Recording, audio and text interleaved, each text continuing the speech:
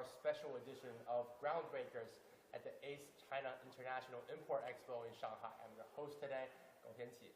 The CIIE is the first important economic event that China hosts after the first plenary session of the 20th Central Committee of the Communist Party of China.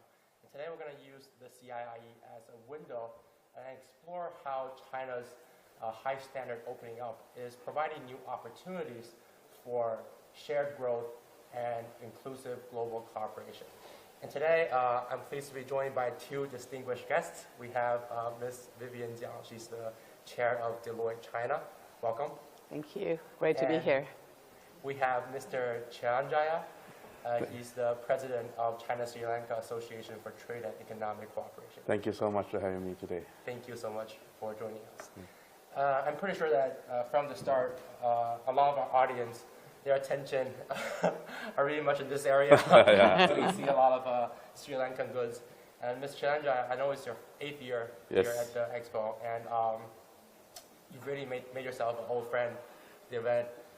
What amazing products have you brought this year? Yeah, this year also, especially Sri Lankan, are very famous for the tea. I saw in 8.1, the food exhibition center, there are so many teas from Sri Lanka. And this year, we specially introduced Sri Lankan beverage. We call that ginger beer. It's made by natural ginger. And you can see from this one, I can take it to my hand. This is what I bring from this year. This is beer? This is not beer. It's a beverage. And made with natural ginger. We call the ginger beer EGB. It's very famous in Sri Lanka. Even Sri Lanka is a famous tourism destination. Yes. So a lot of tourists visited there, even Chinese friends. They enjoy this beverage. So I want to introduce to Chinese market. So CIIE is the best platform. We can have it in our 8.1, the food sector. Yes, that's great. And besides that, I know like black tea and gems are really famous here in the Chinese market. Yeah, of course. Even Sri Lankan sapphire is one of the best. So even in the gem sector, there are so many, more than 30 exhibitors exhibiting the Sri Lankan sapphires and rubies and etc. Those gems. And especially coconut products also, Sri Lankan coconut, beautiful island. So we have king coconut water, something special. Even in China, in Hainan, we can see green coconut. But we have that orange coconut, we call that king coconut. So we have the beverage called king coconut in our pavilion. And even coconut like oil, virgin coconut oil. These are good products from Sri Lanka in this time. Okay, I have a question that I really need to ask, and I want to share with Vivian. See, there's a product that says Chinese chili paste. Yeah, that's very interesting. Actually, even when I'm doing live streaming and all, some Chinese the friends, they came to my live streaming and asked me to bring this chili paste. It's called Sichuan's chili paste, but it's come from Sri Lanka. So that is also one of the Sri Lanka and China friendship. They think this taste is really unique, and like some Sri Lanka is island. We have some seafood, so it has seafood taste with the Sichuan style. So that's a mix of taste of Sri Lankan style and Sichuan style. That's very really want to try this. Yeah, me too. Afterwards, definitely. Yes. And if it's too spicy, we'll just have a sip of the coconut water. Yeah, definitely. Sure. And I think you mentioned in our previous interviews that you really see CIIE as a platform to get feedbacks and also to compare similar products from different countries. So how do you think that helped Sri Lankan producers, upgrade their product, like maybe in packing or in taste or in presentation to Chinese consumers? Yeah, the CIIE is one of the best pavilion, this place to display, and it's an international platform. So China is a big market, like 1.4 billion people are here. So Sri Lanka is one of the country we looking our exports because we are depending on the exports. So I think as the China, the main import expo is CIIE, I think Sri Lankan, we are really looking to participate every year and introducing new products, and we can go to the globally we can get to know the standards and certifications, and we can see the packaging, how is the international, some main like trademarks, how they're doing their packaging. So according to that, we can increase our quality of our products. So that's give the CIIE. So that's why we are very interesting every year. We're keen to participate, and not only for the business, and even to people connection is also building from CIIE. That is very important. Yes, I'm sure the Chinese consumers are also looking forward for your participation each year. Vivian, I know it's harder for you to bring, like physically bring the exhibits you guys have here to the table, but Deloitte, I mean, it's like the big four, one of the big four. So that says it all already. So can you give us a brief overview of what great new services or innovative solutions that you guys showcasing this year?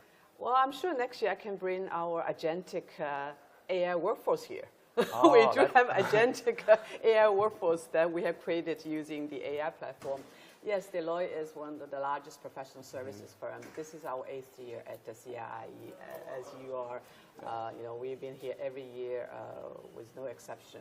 This year, our theme is Together Makes Progress, which is very much same as what you talk about. The theme of the CIIE is about shared growth. And we brought in 3 important modules. One is the AI-fueled digital transformation platform. Deloitte has been embarking on the AI strategy really 3 years ago. Our underlying scoring theme is about all in AI and AI in all, meaning that we want to empowering all our professionals, which is in China we have 25,000 of them. Globally we have over 460,000 professionals. We want every professional to be equipped with AI applications so that we can be the leading knowledge providers and strategic partners with our clients. So we have this program, and everybody has to pass all the AI fluency tests. And externally, we also have embedding our AI methodologies and platform into what our clients doing, really from R&Ds to manufacturers to procurements to supply chain. Today, in the CIIE booths, we brought in one of our enterprise-level generative AI platform, which is called Delta AI. You guys generated yours? Yeah, we introduced, and developed ourselves. Completely open source, obviously, and being used internally for our organization, also externally to our clients. So that's the first module. The second one is really around sustainability, and we brought in this topic to the CIIE for really 5 years now. And based upon our recent survey with the global CXOs, sustainability and climate change and its impact to businesses and to the world continue to be the top agenda items, strategic items for many of the top-level management of all large companies. And also, this is one of continue to be a challenging area. So we have a slew of suite of solutions that we brought in. The third topic I think is very important, also important about what you talk about, is how do we actually have foreign companies to better do business here, and also for supporting Chinese companies go abroad. So we have been supporting Chinese companies go abroad for the last 15 years or so, using our international network. Go global with Deloitte. 要出海找德勤 actually is a very popular slogan. And last year alone, we have serviced over about 2,000 Chinese companies going abroad. So we have brought in those new things and also our methodologies to work with many of our clients and partners who are actually also at the CIIE. So it has a very sweet spot, I think, in our strategy to participate in the CIIE. Yes, like you mentioned, AI, sustainability, and well, the last I will call maybe like global. Yeah, globalization. Yeah. I think this also really aligns with China's plans for future development. That's right. And like you mentioned, it's also your 8th year here. Yeah. So I really want to ask, over these eight years, how do you, in your observation, how do you think this event has evolved, and how would you describe the significance of the CIIE in the current global economic environment? Yeah, it's such a great question. CIIE, to me personally, has a sweet spot also for our organization. Because first of all, I'm Shanghainese, so this platform is in Shanghai, really at our doorstep. And also, I think before this session, we were talking about CIIE probably is the first international expo that actually includes service sector in it, right? As you said, it's very difficult to illustrate and demonstrate what we do in a expo like that. Yeah. But CIIE really creates that platform for us to think about how we can bring in more case studies and demos actually to a wider audience. So this is the first time actually include us in there. So we are at the 7.2 service sector booth, so please come and take a look. The second thing I think is it's not just for goods and services, it's also bringing a lot of thoughts for forums. And then gradually investment summit type, right? People looking at business environment opportunities, and also as you were sharing, we also have a lot of partners that's also in here. So we get to work with them a lot using this platform. And also I think the 365 days of CIIE is an important online platform. So there's a lot of significance to it. I would describe the CIIE is really a charging station, 加油站, and also a confidence builder, 加信心. And the last one I think is accelerator, 加速器, for opportunities. So it is really a place where we see so much potential opportunities, and it creates that hope and confidence for us to the future. That's great. I mean, well, I really want to echo on that because, to be honest, it's my first year here. So I'm new. You guys are here for 8 years. We're veterans. That's my first year. But I really feel like it's much more than just a trade fair. Like before I came here, I felt maybe it's more like, business, like companies are here to show their products and just sell it to the Chinese consumers. But after I actually came here, I feel like it's much more than that. It's also like a platform for companies to collaborate, to have conversations, and also for companies like to collaborate with local resources. Because I learned that a lot of companies are collaborating with like local universities and research institutes. And I'm sure you guys had a very busy week as well, but hopefully busy but fruitful. Yes. And I would like if you guys can describe one moment or one product or one specific conversation that you guys had at this year's CIIE that left the deepest impression on you. Yeah, for me, it's like I saw in my like in 8.1, there's a Sri Lankan food pavilion. I saw that so many Chinese people lined up for taste the Sri Lankan tea, not because of the tasty or something, just to experience the tea. And behind the tea, there's so many stories. They visit Sri Lanka, they have their memories, and always I saw some of my colleagues, they offering the tea, and there are some small conversations. There are lined up so many people, but they have one thing said, like the experience maybe, I've been there, I have this experience, that experience. So the refreshing their experience, their memories, that helps. Yeah, this is, now not only the technology development is coming to the world, now people are more sensitive with the connectivity. People to be the connectivity. So we are touching, we are always seeing the people from the screens now. But if you have a chance to meet the people, meet a foreigner, some special guest, that is like people have new experience. So the CIIE gives that chance. So I still remember the smile they have and how my colleagues, they speak good Chinese. So they they're not even the good Chinese speaking foreigner. So it's like, wow, you speak good Chinese, your 中文很好. It's like, even maybe that foreigner just speak 你好, there's like hello, but it's still, wow, your Chinese is good. So that kind of conversation feel me very special, and the friendly environment in China, inside the CIIE, make me feel much freshness there. Yeah, I think like right now, like emotional consumption is also like a trend. A lot of people, they pay not just to buy the product, but like for the experience. Like you said, maybe the sip of the Sri Lanka black tea really brings back memories of like a lot of stories that maybe they had at Sri Lanka traveling. That's great. What about you, Vivian? Yeah, and also I love those pins. It's beautiful Yeah. pins. So that's also a good memorabilia as well. Yeah, even I saw a lot of queues in the CIIE Yeah. to collect those badges. Yes, yes. So sometimes it's not a valuable thing, it's just a metal, but they give the value of their thoughts and, you know. And memories, Memories. and connections. I think that's very Yeah, important. there are long queues. I can't even imagine. So I also wear some gadgets to Yeah. experience those emotions. Yeah, I'm also collecting those. Really, if you ask me that moment, I think a lot of moments, but one of which is I gone through actually the country pavilion. Yesterday, I spent some time over there.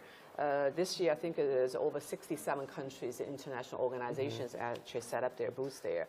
And not just about what the country is about. Really, also they bring a lot of cultural experiences. What's unique about those countries, and what is the recent development? I think I use a Chinese term, 足不出草可以环游世界, right? I can really tour the world without going out of the CIIE, the venue itself. But China Pavilion always give me the strongest impression.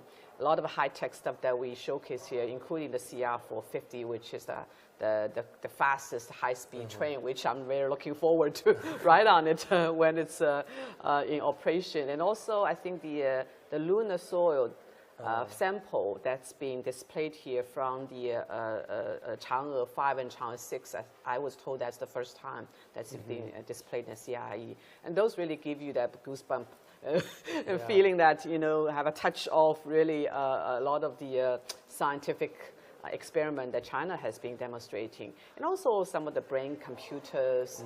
And this year I've been into the auto pavilion, which is very impressive. A lot of the vertical takeoff and landing aircraft we feel that we may just one time take a aircraft taxi to work. It's not very far, maybe at the early stage. Yeah. I just want to interrupt Yeah. a little bit, and you continue.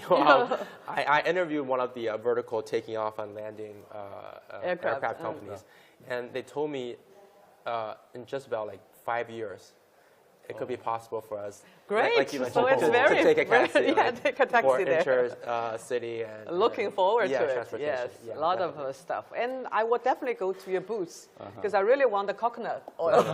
Yeah, that is very famous in the world. Yes, yeah. yes. Cooking? Yeah, it's not only for the cooking. That is famous for the cooking, and also you can scrub in the skin, and for the Hair, scrub, everything. stuff. Yeah, Oh. from top to bottom, actually, you can bottom, use yeah. it. So it's edible, but also it's Usable, yeah, Usable, yeah. for hair and for Usable. skin. I use it for massage. Yes. Massage oil. Oh, Yeah. wow. It's one of the most healthy oil in the world. right, Yeah, for the people can try. Now the global coconut price also going high. I think just because of the people know the value of these products. You need to buy soon. That's right. Okay, thank you for sharing. Now let's go a little bit deeper, like through this CIIE and take a look at the bigger picture. Well, the fourth plenary session of the 20th CPC Central Committee highlighted the enduring advantage of China's enormous market. And also during the opening ceremony of Premier Li Qiang, he reiterated the certainty of China's economy. And so from your experience selling Sri Lanka products here, could you give us some examples on how you think like the market scale and certainty can help a product gain its visibility or increase its orders? Yeah, China actually creating the opportunity to the globalization and the creating the foreigners. I mean the opening the market in China. So CIIE is one of the best example. So in Sri Lanka we have the main product is tea. Actually in China also one of the main supplier tea supplier for the world. And even I'm also every live streaming I will thank you to China to finding this tea bush 5,000 years before. We just have 100 years tea history, but China have more than 5,000 years tea history. So, but what we're doing is like we are not going to compete with the China tea because always asking some people how you doing tea selling in China. So what are we doing is we create our own culture, and we have the our country, the map, we have the advantage of some environment friendly, and it's good for the tea. So every conversation, we are going to promote the Sri Lankan tea, how value it is, and how tasty it is, how unique is it, and how is the aroma and the taste. So that's how we promote it. And China always welcome this kind of friendly, like demonstrating our products. And I have to thank all the platforms what we create, CIIE, and we have the Belt and Road Initiative also creating a lot of opportunities for the investments come to China. And we have all those insurance and the cargo friendly, and even the custom declaration is very easy now, easy access. So these all are helping us to bring tea and promote in China. And even now our cargo is taking to hand very quickly. Before it's come to port, we know the duration and the taxes, how we have to pay. So we have very easy access. So it's helping to us to stay here and promote in Sri Lanka. Yeah, like you said, China has a very long history of drinking tea. But like you said, it's not like contradictory. Chinese tea and Sri Lankan tea. And I think that's because China has a mass market, high demand. And so anything that has a selling point can find the market here. And one thing, what I'm thinking is, it's easy to promote tea in China because people know about tea. They know what is good and what is bad. Because from morning to evening, Chinese people are having tea, you know. They have that hot water bottle and they're tasting tea. So easy, if you bring good tea, they will buy. Do you enjoy? Yes, a lot. Yeah. Tea and coffee, Black tea, I love. maybe? Black tea, yes, definitely. Yeah. So and also so we mentioned about the market and demand, and in the recommendations for formulating the 15th five-year plan adopted at the fourth plenary session, it called for raising consumption share of GDP and making domestic demand a stronger driver for growth. And I really want to ask, because I know you interact a lot with Chinese consumers through live streaming. And here's a little background information. Mr. Chiranjaya is actually an influencer on the internet. Great. Yeah, I think he has over 800,000, is that correct? 800,000 followers. Wow. Yeah, he does live streams.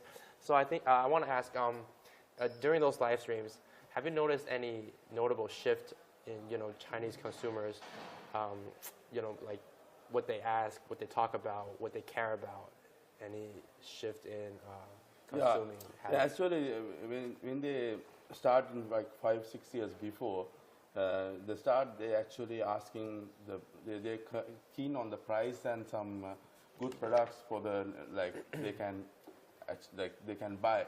But now the situation is different. Now the Chinese consumer, they are not only focusing on the price, they want to go to deeper. They want to see how the production is going, how in Sri Lanka, what behind the factory, behind the story, the factory. They want to feel it, and of course the product is going the green channel, and the organic, these kind of things. The consumer can pay extra money and they can purchase.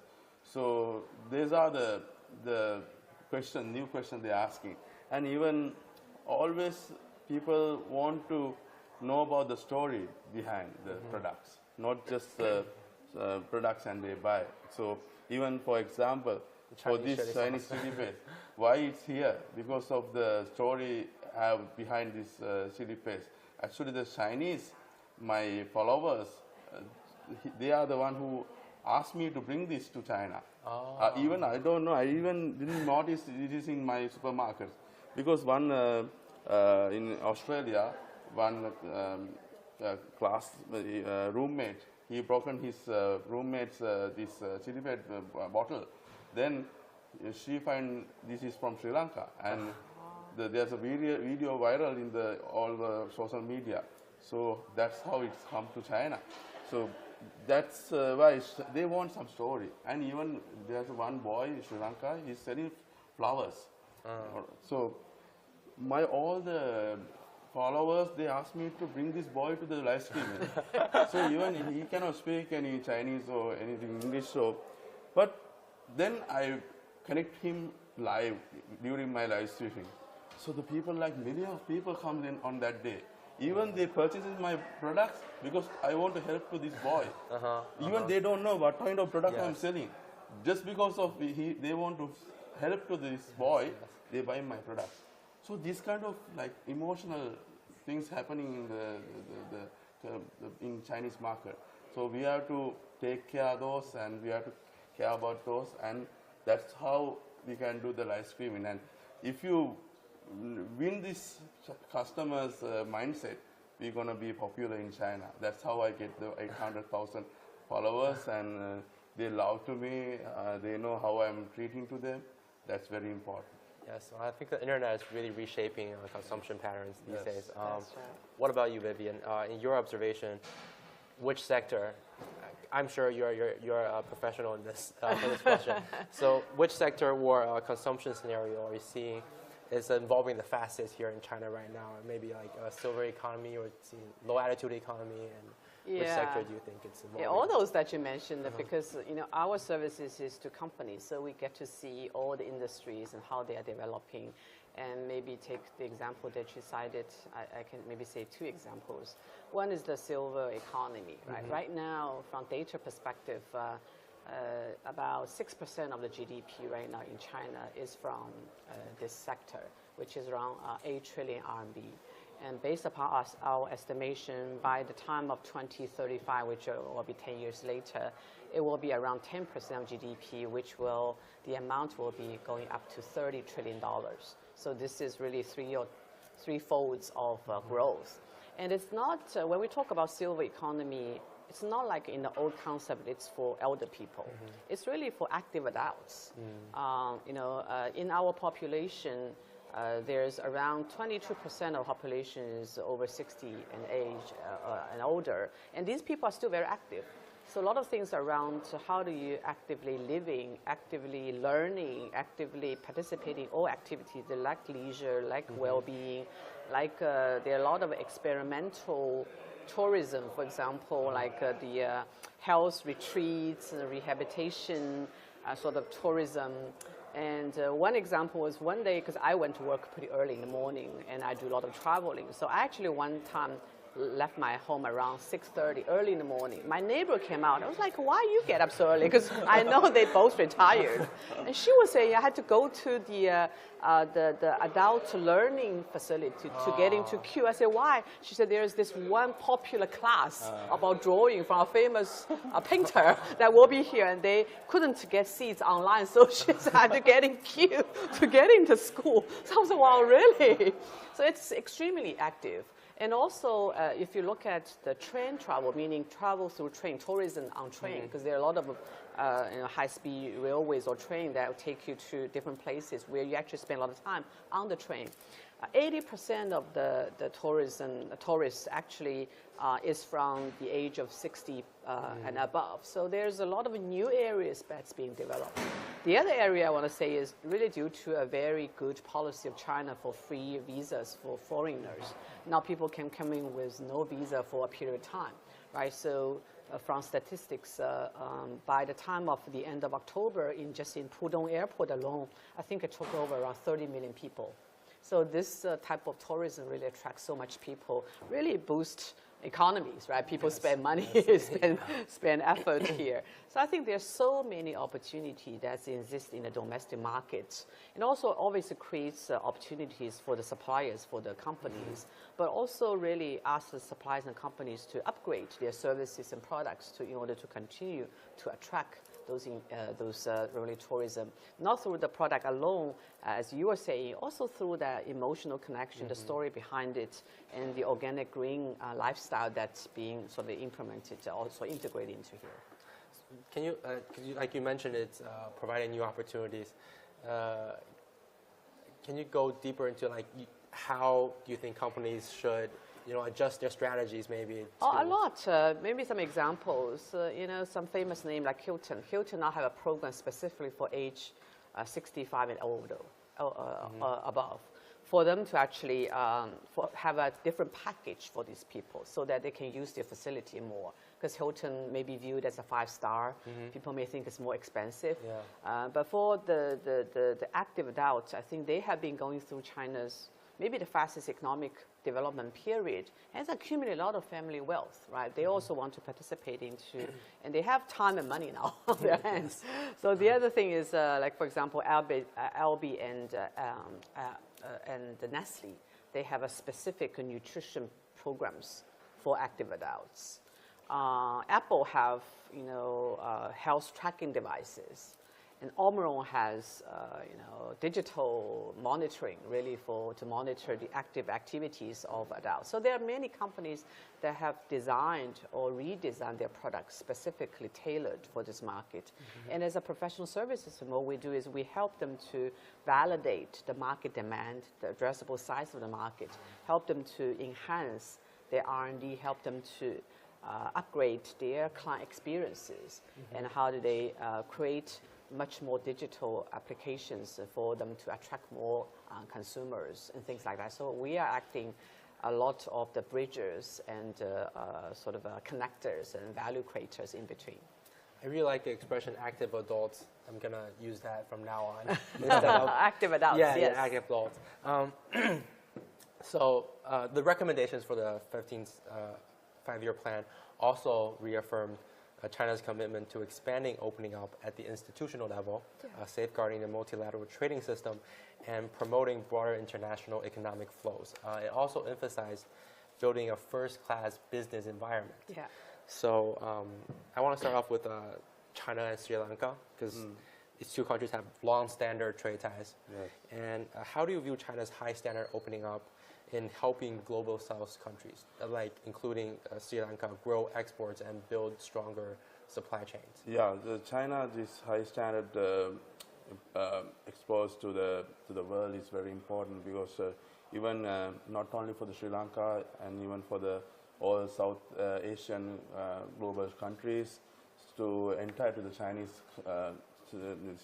market. Even like CIIE, they open the windows to come and see the Chinese market and go to the world.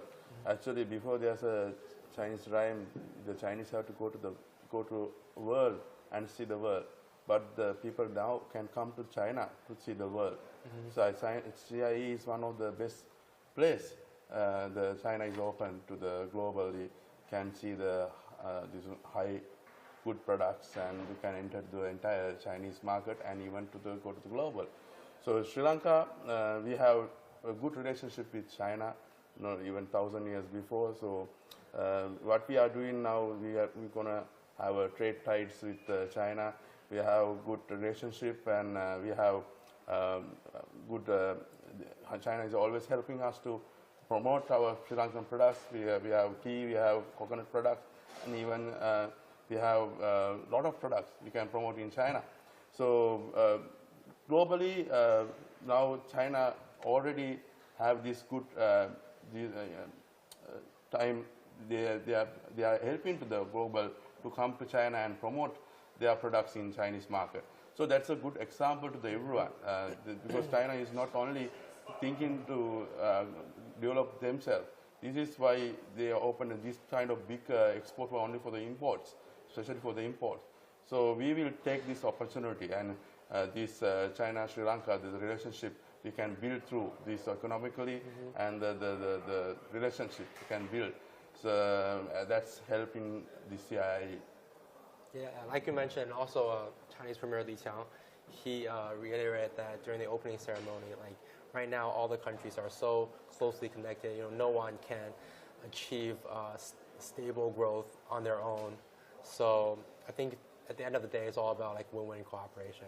Yeah. Yeah, and for the business environment, first-class business environment part, I want to go to Vivian again, because you're an expert here. Deloitte works with many companies, both global and like domestic companies. Yeah. So from your experience, what does companies value most when it comes to evaluating say whether a business environment is first class? Yeah, this is such a great question. I think there are a lot of factors, but if you ask me for one, I think it's certainty. It's certainty. It's really consistency and predictability. It goes back to certainty. I think that's what Premier Li actually talked about, right?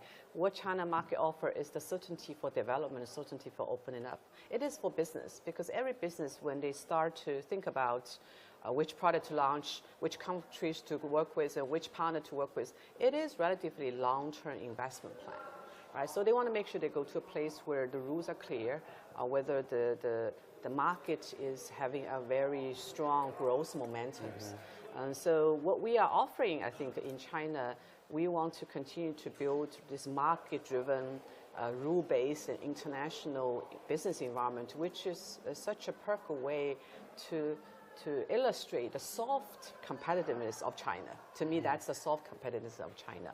And if you look at some of the specific areas, I would just give 3 examples. One is really the continue to lower the entry barrier, right, to what we call shortening the negative list. So really allow companies to come in, right, particularly maybe around manufacturers. Right? Everybody can come into any subsectors of manufacturing to participate in this market. The second one, I think, is continue to enhance the IP protections. This is what company will value a lot, because they spend so much time R&Ding of whether it's brand, whether product, whether it's a technology element into their products. So how to continue to support and protect those IPs is very important. The third one, I think, is such powerful digital and data infrastructure China actually has built for the last 10 years. And it allows for digital transformation, AI, to happen, whether it's in the energy and resource sectors or whether it's in the manufacturing sector. It really creates such great infrastructure for any companies to add on their product and to develop in this front. So I think this creates a very strong narrative and soft competitiveness for everybody to actually be in here. And also using Premier Li's word is 与世界同力, right, to share that market, to share the advantage of this market to everybody. Well, yeah, like you mentioned soft power. I think that also adds up to the certainty factor. That's right. I think the logic is kind of like investment comes after, I think, confidence in the market, and confidence comes after certainty. Like you need to have certainty for people to have confidence. That's for people right. to invest. That's right. And before we move on to our last question, there's this thing that just popped in my head. I really want to ask Vivian. So like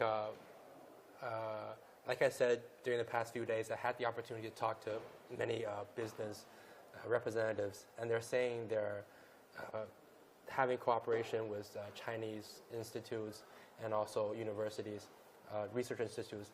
And so a lot of them are saying that now they're adjusting their strategy from just exporting to China to innovating from China. Yes. Are you seeing this trend also among your clients? Definitely. I think the trend is very obvious. I think the foreign company used to view China either as a market to import or as maybe a manufacturing base.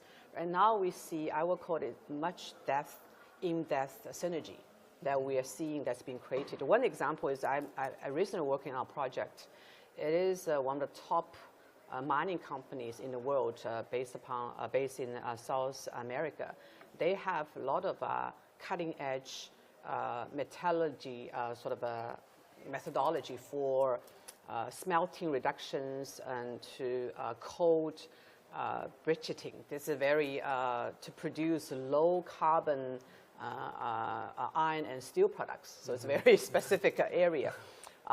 They've been looking for try to expand their business outside of South America, and they did a very quick search and they zoning into China. So quickly in Shanghai and Beijing, they've been partnering with leading iron and steel companies to set up R&D centers to bring those technology in China to further develop into it being to produce really the those EU environmental standard, low carbon and high standard oil and steel products.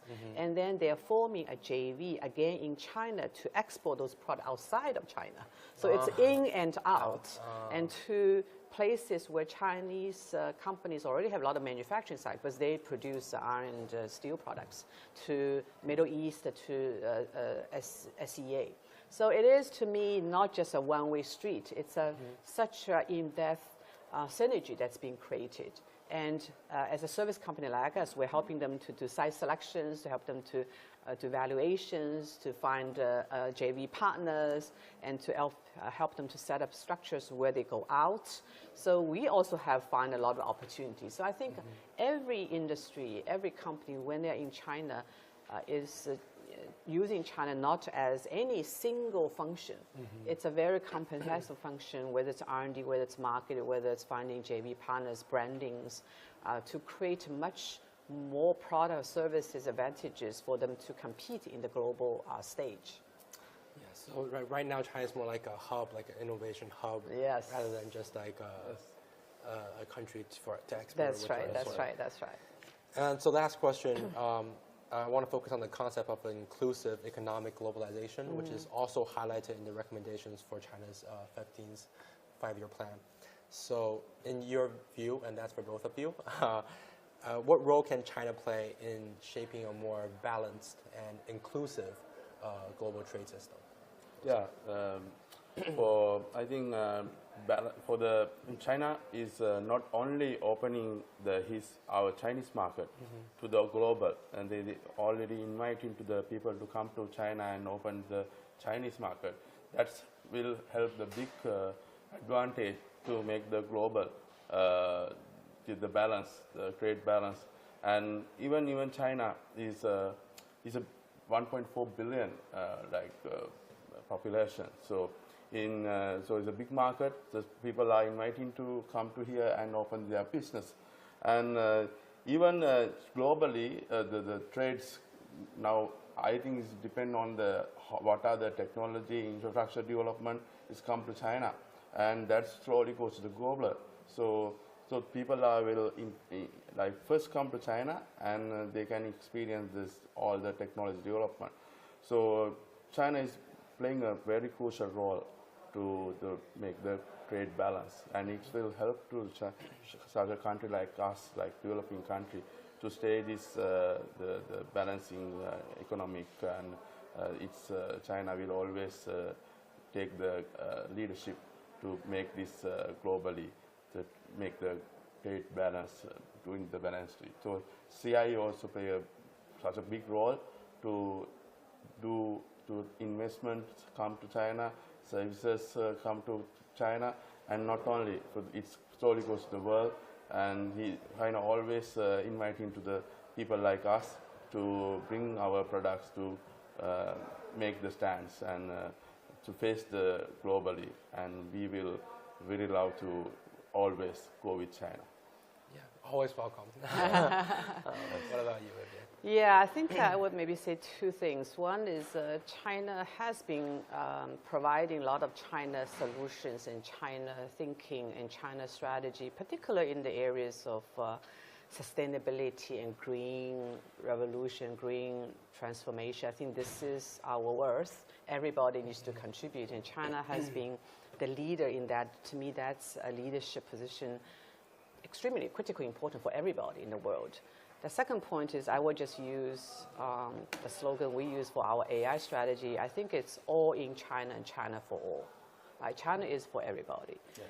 And also the world is for everybody. I think we all need to participate. It's not about defeating whom, it's about how to make this market better for everybody.